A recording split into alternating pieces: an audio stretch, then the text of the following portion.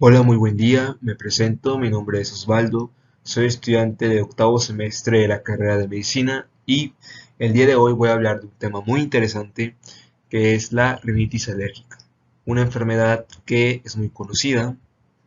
Estoy seguro que muchos están aquí viendo este video porque saben o tienen de esta enfermedad o conocen a alguien que la tenga o precisamente eres un estudiante de medicina que quiere saber más al respecto de este tema. Antes de empezar a hablar de la enfermedad, me gustaría mencionar algunas características fisiológicas, es decir, cuáles esos mecanismos o procesos que ocurren bajo condiciones normales.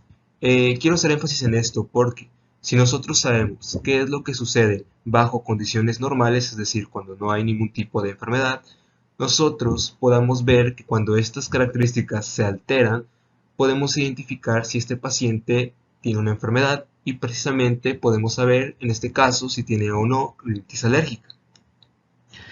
Entonces quiero empezar con el primer punto, que es acerca de lo que es el sistema de transporte mucociliar. Este proceso se refiere a cómo es que se va a ir movilizando el moco que se produce en las fosas nasales y precisamente que este moco, si lo quieren ver de esta forma, es como una trampa en la cual aquí se van a quedar adheridas todas aquellas partículas como el polvo, por ejemplo el polen, bacterias, virus. Entonces cuando se quedan atrapados en este moco, lógicamente este moco tiene que irse moviendo por medio de unas estructuras llamadas cilios que precisamente se encuentran también en el epitelio, es decir, el tejido que recubre las fosas nasales. La acción ciliar va a promover que este moco vaya moviéndose hasta la faringe precisamente para ser deglutido. Este es un proceso que podemos llamar como un proceso de autolimpieza en el cual esto sucede de manera involuntaria e incluso pasa desapercibido, es decir, nosotros a veces simplemente pasamos saliva y no nos damos cuenta en qué momento estamos pasando moco o no. Claro, obvio, cuando hay una enfermedad, pues ahí podemos saber que cuando hay precisamente una rinitis alérgica, hay una sobreproducción de moco y pues es aquí cuando nosotros ya podemos darnos cuenta que estamos pasándonos este moco. Por eso les digo y hago énfasis en lo importante que es saber qué es lo que sucede en condiciones normales. El segundo paso sería acerca de sirve para el calentamiento del aire inspirado, también nos permite lo que son los reflejos neurales por medio de lo que es la estimulación del nervio trigémino, que aquí abro un breve paréntesis para aquellos que no saben, pues el nervio trigémino es el quinto paracraneal y tiene muchas funciones importantes, tanto sensitivas como también motoras, y en este caso, pues, debido a la estimulación de este nervio, pues aparece lo que es el estornudo, que el estornudo como tal, pues es una reacción que sucede cuando precisamente entra algo a lo que va a ser la cavidad nasal. Además de que en cuanto a los reflejos neurales, también hablamos, por ejemplo, de reacciones que nos ayudan a regular la temperatura ambiental y también lo que es la humedad. Aquí subrayé lo que son las reacciones inmunológicas, que es el tema más importante y que más nos va a interesar. En reacciones inmunológicas, obviamente nos referimos a lo que sucede cuando entra alguna partícula extraña que hace que se activen nuestros componentes del sistema inmunológico. Existen muchos componentes dentro de las cavidades nasales, como por ejemplo están muchas células llamadas linfocitos, macrófagos, mastocitos y unas proteínas muy importantes llamadas inmunoglobulinas, o para términos más comunes también se les puede llamar como anticuerpos. Estoy seguro de que pues, muchos se lo saben más como anticuerpos. Y así también como otro breve paréntesis, recordemos que existen 5 tipos de inmunoglobulinas o anticuerpos, que son GAMDE, que es la mnemotecnia que a mí me gusta más para aprenderme cuáles son estas inmunoglobulinas. Es decir, recordando GAMDE, nosotros podemos saber que existen 5 tipos de inmunoglobulinas. La G, la A, la M, la D y la E, que esos son los 5 tipos de inmunoglobulinas que hasta el momento se han descubierto. Y más adelante, precisamente, vamos a hacer mucho énfasis en esta inmunoglobulina de aquí, que es la de tipo E. Por último tenemos lo que es la olfacción, se refiere al sentido del olfato. Si hay una alteración de este sentido, pues precisamente no vamos a poder oler con claridad o de plano no vamos a poder percibir ningún tipo de aroma. Y lo que es la resonancia vocal, muy importante también conocer este paso, porque cuando hay una alteración en esta cavidad, precisamente vamos a poder identificar a estos pacientes con una voz llamada voz nasal, que es la típica voz que comúnmente se conoce como una voz gangosa, de una manera despectiva, así le llama a estas personas que precisamente tienen una alteración en cuanto a la resonancia y magnitud de la voz. Ya adentrándonos con lo que es la enfermedad, voy a empezar con lo que es la definición, pues para saber qué es lo que se conoce como rinitis alérgica. Y tenemos que esta enfermedad es un proceso de tipo inflamatorio de la mucosa nasal. Este va a tener un origen precisamente inmunológico y va a ser provocado por el contacto de un alérgeno. Los alérgenos, así en breves palabras, es toda aquella partícula o componente que va a desencadenar o iniciar todos los procesos inmunológicos que precisamente van a caracterizar una alergia. Esos alérgenos pueden ser muy variados y hay de muchos tipos. Ahorita a continuación se los voy a mencionar. En el segundo punto tenemos que este es el trastorno más común de las reacciones de hipersensibilidad de tipo 1 atópica. Recordemos que existen 4 tipos de reacciones de hipersensibilidad y en este caso estamos hablando de la tipo 1, es decir, aquella que esté mediada por el componente que les mencioné anteriormente, que es la inmunoglobulina de tipo E. Y con atópica hace referencia a toda aquella predisposición genética que va a tener un paciente de desarrollar una enfermedad alérgica. Es decir, nosotros cuando decimos que un paciente es atópico, queremos decir que este paciente va a tener más probabilidad de desarrollar una enfermedad alérgica en el transcurso de su vida e incluso puede llegar a padecer varias enfermedades, siendo de ellas la más común pues la rinitis alérgica.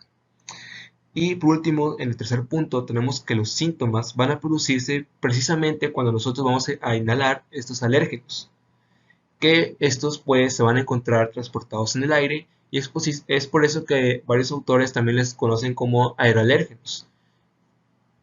Ok, iniciando con la etiología, se necesitan de 2 factores precisamente para que se origine esta enfermedad.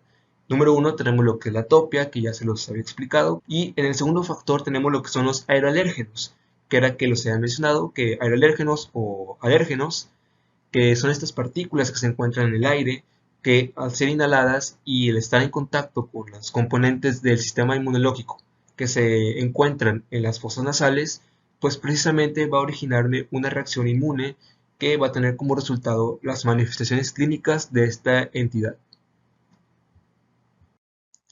Los más comunes y los más importantes van a ser aquellos con los que tenemos contacto en nuestro día a día.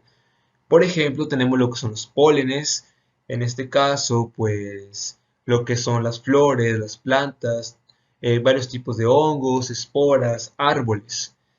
Después tenemos lo que es el polvo, que el polvo, algunos autores mencionan que este es el más relevante, pues porque este es uno de los alérgenos a los que más vamos a estar expuestos, ¿no? Polvo se encuentra en todas partes, en nuestras casas, nuestros cuartos, habitaciones, y por eso es muy recomendado que constantemente se esté haciendo una limpieza en lo que es nuestro hogar. Y tenemos un tercer factor que son los antígenos virales. Ahora sí, vamos a empezar con lo más interesante de este tema, lo que tanto les había prometido, la fisiopatología. Conociendo cómo funciona nuestro cuerpo en condiciones normales, ahora va a ser más fácil identificar cuando hay una alteración. Y precisamente de eso se encarga lo que es este tema de la fisiopatología. Nos sirve para explicar qué es lo que sucede paso a paso para que se desarrolle finalmente las manifestaciones clínicas. Es decir, cómo se fue a originar o cómo es que se originaron todos estos síntomas. Para ello, les tengo este esquema que yo mismo fui modificando para que sea más fácil de digerir la información que a veces en los libros o en varios artículos pues viene de una forma pues muy compleja. Ahora sí, vamos a iniciar. Quiero que retengan primero que nada que existen 2 fases, una fase de sensibilización y una fase de reexposición o en muchos autores también les llaman como una fase clínica. Vamos a empezar con la fase de sensibilización. Vamos a poner un ejemplo. Supongamos que un paciente pasa por un parque, ¿no? Y en este parque se encuentra un tipo de flor al cual el paciente pues va a ser alérgico. Digamos que esta es la primera vez que este paciente va a estar expuesto a este tipo de flor. Entonces el paciente va pasando, inhala estos alérgenos, que en este caso pues, es el polen. Es aquí donde va a iniciar toda la fisiopatología. El alérgeno va a entrar y se va a quedar en lo que es el moco que precisamente produjeron estas células que se encuentran en el epitelio nasal. Este moco es producido por unas células llamadas células caliciformes. Los alérgenos se van a quedar en el moco y precisamente en este moco, como ya se los había mencionado, existen componentes de nuestro sistema inmunológico, tales como esta de aquí, que es la célula presentadora de antígeno. Muchas fuentes las pueden encontrar como APC, que es la abreviación, pero en inglés. Una célula presentadora de antígeno se va a encargar precisamente de agarrar o tomar ese alérgeno y, como su nombre lo indica, esta la va a presentar, se la va a dar a otro tipo de célula inmunológica. Es decir, la célula lo va a tomar, se lo va a llevar a otra célula y le va a decir, ¿sabes qué? Aquí tengo este objeto, yo lo identifico como algo extraño, algo inadecuado, ahí tú sabrás qué vas a hacer con él, ¿no? Y esa célula a la cual se le va a presentar este alérgeno se le llama célula T helper. De ahí viene la H, helper, que helper en español viene siendo como una célula cooperativa. Bueno, estas células precisamente van a tomar el antígeno que le dio la célula APC y ahora cuando tenga este antígeno, esta célula va a activar a otro tipo de células. Precisamente esta es la función principal de las células T helper de tipo 2. ¿Y qué células va a activar? Va a activarme a un linfocito B o también llamadas células B. Estas células B, una vez que son activadas por las células T helper 2, lo que van a hacer es que van a pasar por un proceso de diferenciación. Es decir, estas células B tienen también muchas funciones y entre ellas es que van a transformarse, van a pasar de una célula tipo B a una célula llamada célula plasmática. Es esta de aquí. Las células plasmáticas producen anticuerpos y precisamente estas células van a empezar a sintetizar o producir anticuerpos llamados inmunoglobulinas E, que era lo que les había mencionado al principio del video. Pero es muy importante recalcar que estas inmunoglobulinas E son específicas para el alérgeno que provocó o desencadenó su producción. Es decir, solamente van a actuar contra ese alérgeno. Es decir, que si yo inhalo, por ejemplo, este paciente puede ser alérgico al polen, a este polen, y también puede ser alérgico al polvo. Estas inmunoglobulinas que se produjeron por el polen no van a ser útiles o no se van a activar o no se van a producir cuando entre el polvo. Solamente van a funcionar cuando vuelva a entrar otra vez el mismo polen. Y tiene que ser el mismo polen, porque también puede haber alergias a diferentes tipos de pólenes. Y estas inmunoglobulinas pues no van a actuar contra este. Tiene que ser el mismo que lo desencadena. Ok, ya tenemos nuestras inmunoglobulinas de tipo E producidas. Por eso aquí dice producción de inmunoglobulina E específico. Entonces, estas inmunoglobulinas de tipo E van a unirse a esta célula que tenemos aquí, que se llama mastocito o en otras bibliografías la pueden ver como célula cebada. Es lo mismo, cebada, mastocito. Entonces, nuestra célula cebada precisamente tiene receptores. A estos receptores se van a unir estas inmunoglobulinas E y ahí se va a quedar nuestro mastocito o célula cebada con estas inmunoglobulinas E, que ahora estas inmunoglobulinas E van a funcionar como un receptor. Es decir, al unirse al receptor de la célula cebada, las inmunoglobulinas ahora también van a actuar como un receptor que van a estar unidas a esta célula en espera a ser activadas. Es aquí cuando inicia nuestra siguiente etapa, la etapa de reexposición o etapa clínica.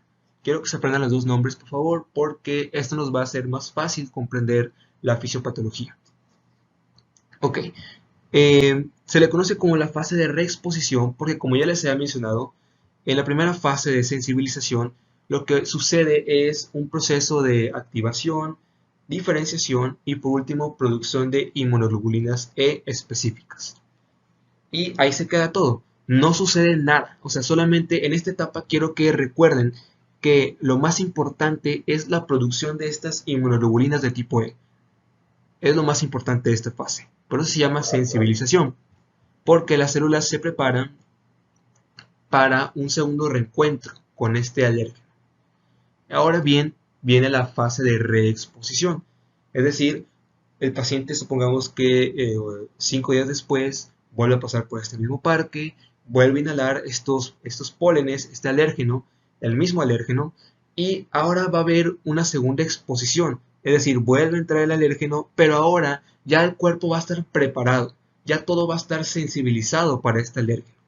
¿Qué es lo que va a suceder? Bueno, este alérgeno se va a unir a la inmunoglobulina de tipo E, y cuando se una, lo que va a suceder es que estos anticuerpos van a empezar un proceso de señalización dentro de esta célula para que sucedan dos cosas.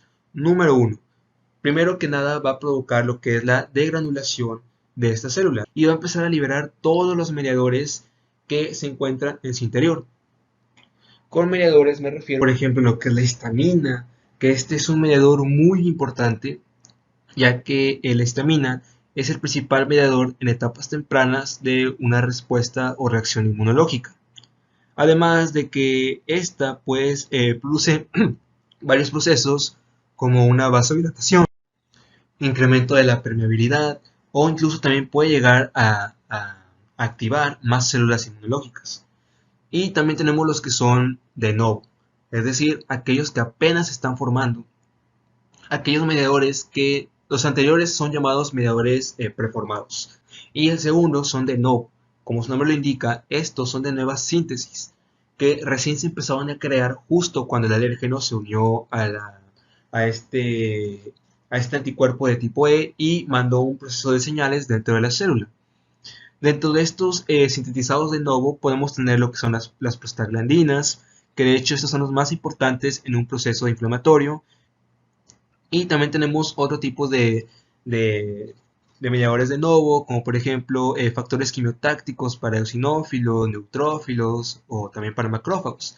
Que estos factores quimiotácticos, como su nombre lo indica, producen un proceso llamado quimiotaxis, que significa que, en pocas palabras, para que lo puedan entender más fácil, la quimiotaxis se refiere a que por medio de ciertas sustancias, en este caso los mediadores, van a llamar o atraer a células inmunológicas. Van a traerlos justo donde se está originando este proceso inmunológico para continuar con el proceso de inflamación.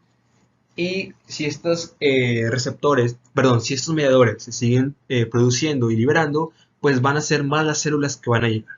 Es como si fuera una alarma, ¿no? Suena la alarma, una alarma de emergencia, y ahí van corriendo todas las células a ver qué onda, para ver qué está pasando y para tratar de, de actuar y detener precisamente aquello que nos esté originando todo esto. Entonces, una vez que ya se liberaron aquellos mediadores, tanto los preformados como los de nueva síntesis o de novo, lo que va a suceder es que se van a originar las manifestaciones clínicas.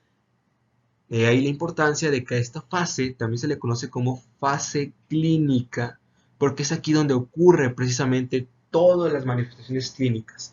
Porque debido a todos estos mediadores, ya que como se los he estado explicando, estos mediadores precisamente van a generarme un proceso inflamatorio, van a tener acción en los vasos sanguíneos, van a tener acción en lo que es la mucosa y el epitelio nasal, van a hacer que se atraigan o que se vengan más células del sistema inmunológico, que estas células van a hacer que perdure aún más el proceso inmunológico o incluso lo puede llegar a aumentar más, y es ahí cuando las manifestaciones clínicas se van a intensificar todavía más. ¿Y cuáles son estas manifestaciones clínicas más comunes? Que más adelante también se las voy a comentar a detalle, pero ahorita con que retengan que una de esas manifestaciones puede ser la rinorrea, el picor nasal, los estornudos en exceso, también conocidos como estornudos en salva, que ahorita más adelante se los voy a comentar, la obstrucción nasal y la pérdida de olfato. Y ahora es aquí cuando les vuelvo a repetir lo importante que es conocer la fisiología, lo que sucede cuando no hay enfermedad. porque si bien ustedes pueden observar las manifestaciones clínicas, si ustedes conocen qué es lo que sucede de manera normal, cuando ven una alteración, ustedes van a decir, ah, entonces puede que este paciente tenga una rinitis alérgica. Y utilizamos la palabra puede porque no estamos seguros. Es decir, las manifestaciones clínicas, si bien nos ayudan a dar una cierta credibilidad al diagnóstico que estamos pensando, es necesario hacer un montón de estudios más y asegurarnos precisamente de que el paciente tenga una rinitis alérgica.